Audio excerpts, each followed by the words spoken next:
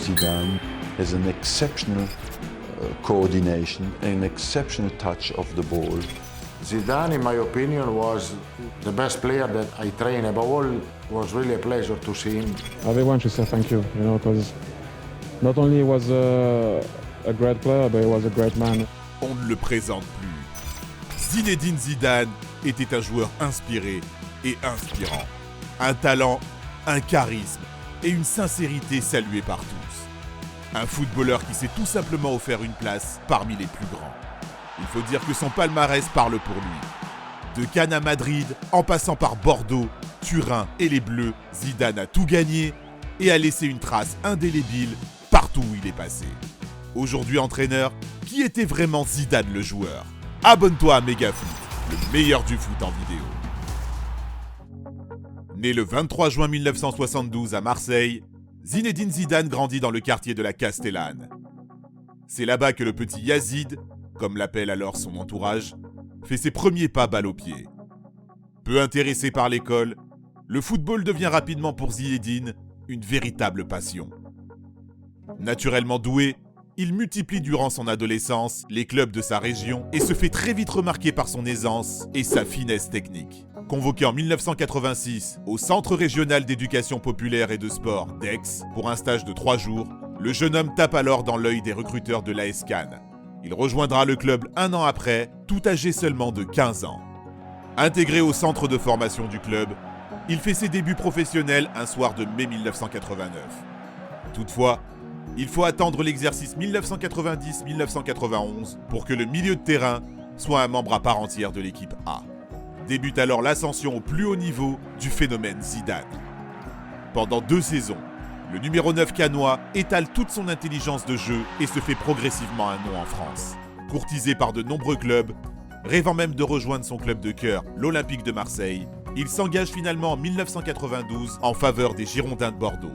Très vite, Roland Courbis, entraîneur de l'équipe à l'époque, le prend sous son aile et facilite son développement au sein du groupe bordelais. Zinedine devient Zizou. Il claque pour sa première saison 10 pions et forme avec Vicente Lizarazu et Christophe Dugarry l'un des trios les plus en vogue de France. Les années suivantes sont celles de la confirmation. Zidane reçoit le trophée UNFP du meilleur espoir 1994 du championnat et voit son talent lui ouvrir les portes de l'équipe de France. Mais le prodige qui ne cesse de faire parler de lui en veut davantage. Auteur de 15 buts et de 22 passes décisives, Zinedine crève l'écran lors de la saison 1996. Il sera logiquement élu meilleur joueur du championnat et quittera à l'issue de cet exercice le pays qu'il aura révélé à l'Europe tout entière. Zinedine rejoindra la Juventus, championne d'Europe en titre, pour 35 millions de francs. Jusqu'ici considéré comme un excellent joueur, le Français va à Turin totalement changer de dimension. Pourtant, tout ne fut pas si simple. À cette époque, la Serie A est le championnat le plus relevé du monde et Zizou doit également se faire une place parmi un effectif pétri de talent. Ses débuts sont compliqués, parfois relégué sur le banc, vomissement, fatigue. Le numéro 21 de la vieille dame peine à s'imposer au milieu de terrain et accuse le coup dû à l'intensité du football italien. Son entraîneur de l'époque, l'immense Marcello Lippi, décide alors de troquer son rôle de regista pour le faire évoluer un cran plus haut en tant que trequartista, juste derrière les attaquants. C'est la révélation. Zizou enchaîne les matchs, multiplie les passes décisives et est dorénavant le dépositaire des Bianconeri. Mieux encore, il devient tout simplement le meilleur meneur de jeu de la planète foot. Un joueur qui apporte de l'élégance et de la virtuosité à un championnat obsédé par la victoire et la défense. Un joueur qui rend les autres meilleurs et qui force l'admiration de par sa simplicité balle au pied. À la Juve, Zidane était l'homme à regarder. En 5 saisons passées du côté de la frontière transalpine, il remportera 2 Scudetto, mais échouera aussi à 2 reprises en finale de la Ligue des Champions. Un rêve européen qui passera dorénavant par le Real. Ouvertement reconnu comme l'un des meilleurs joueurs du monde, Zinedine est recruté en 2001 par Florentino Pérez pour plus de 500 millions de francs, soit 78 millions d'euros environ. Un transfert record pour l'époque, faisant du nouveau numéro 5 de Madrid le joueur le plus cher de l'histoire. Les débuts du Français parmi les merengues est similaire à celui qu'il a eu à la Juventus. Zidane a besoin d'un temps d'adaptation et doit trouver sa place au sein d'un effectif composé de stars. Il faut attendre le début de l'année 2002 pour que la machine Zizou soit lancée.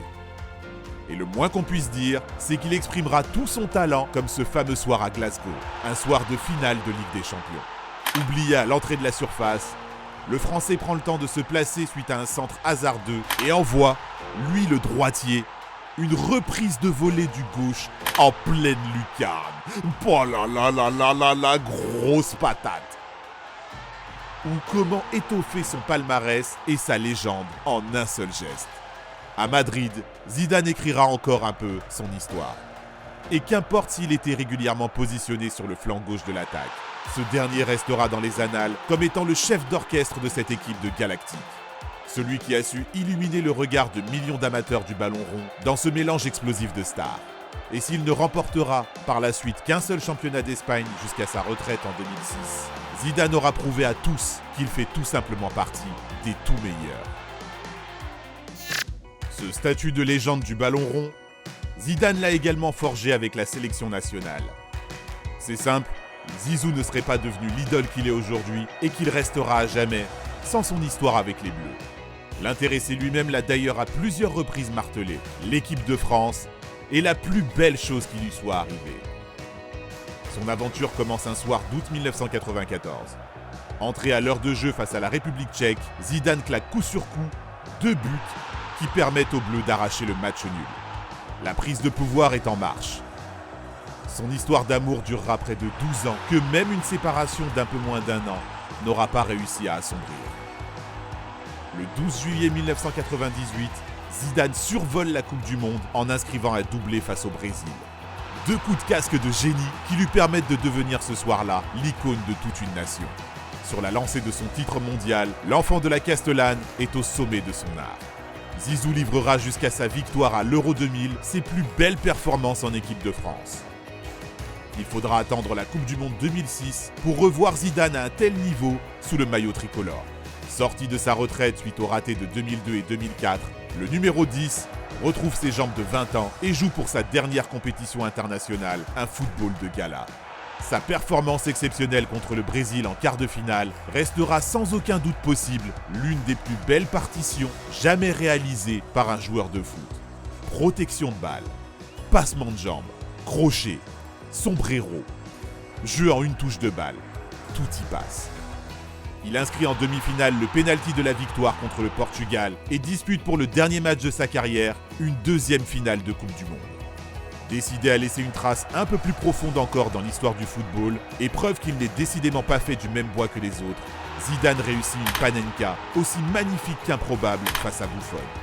Et si la boucle est presque bouclée, le destin en décide autrement. La suite, on la connaît. Malheureusement, hélas. Malgré cela, la popularité de Zidane est telle que le public lui pardonnera son coup de sang. Tout comme son côté sanguin qu'il n'aura jamais vraiment réussi à cacher tout au long de sa carrière. Oubliez ses mauvais gestes. Zizou restera aux yeux du monde entier un joueur humble, entremêlé de classe et de grâce. Un joueur qui est devenu au fil du temps un immense produit marketing que toutes les marques s'arrachent. Un joueur né pour gagner. Peu importe son âge, peu importe son club. Et si ses lignes de statistiques auront été moins remplies que celles d'autres grands noms du ballon rond, son impact sur le terrain aura été évidemment bien tout autre. Non pas parce qu'il était beau à voir jouer, en alliant spectacle et efficacité, mais parce qu'il choisissait les meilleurs moments pour briller. Oui, Zidane était un artiste, un maestro qui aura forgé son mythe au sein de 2 des plus grands clubs d'Europe. Ballon d'Or 1998. Meilleur joueur FIFA en 1998, 2000 et 2003. Meilleur joueur de l'Euro 2000 et de la Coupe du Monde 2006. L'homme aux multiples distinctions individuelles et aux 108 sélections avec les Bleus s'inscrit aujourd'hui au panthéon du football mondial. Et encore aujourd'hui, Zinedine restera à jamais Zizou. Selon toi, où se situe Zidane dans le classement des plus grands joueurs de tous les temps? Dis-nous ce que tu en penses en commentaire. Et si t'as kiffé, n'hésite pas à parler de notre chaîne autour de toi, d'aimer, de partager. Bref, tu connais la chanson. À très bientôt pour un nouvel épisode. Ciao ciao.